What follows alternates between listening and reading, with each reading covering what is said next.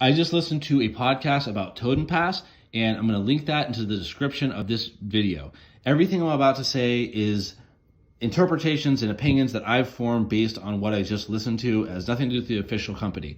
I'm going to try to tie everything you see in front of you together the best I can. So Gold Money created a company called Mene. They also are creating a venture called Totenpass. They're doing this venture with a guy named Bruce Ha, and Bruce Ha is who was interviewed last night in this podcast. Bruce Ha is kind of the technology person behind Totenpass, and he has a very stellar reputation. He's worked with NASA. He's done a bunch of stuff. He last night told a really interesting story, which is why I'm showing the Mene box, because he and his family survived some very difficult, scary situations by using gold jewelry to sell to get out of them.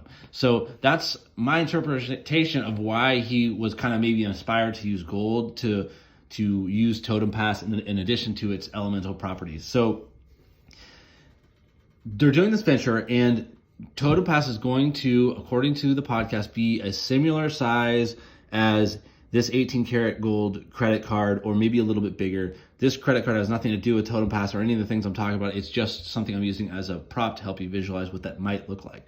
So it's going to be kind of a solid hard drive that has no moving parts and can never be obsolete by technology. And you're going to be able to read it using some other form of technology that I'm interpreting as something to do with nature, so that's not going to become obsolete either, like perhaps the sun. Speculation on my part.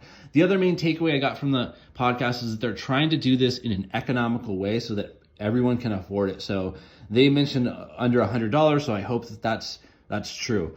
The date that they said for a beta release is potentially at the end of 2021, by the end of 2021. So listen to the podcast and tell me what your thoughts are on Totenpass and why this is such an important development and why this is going to change the world. And feel free to ask me any questions that I won't be able to answer.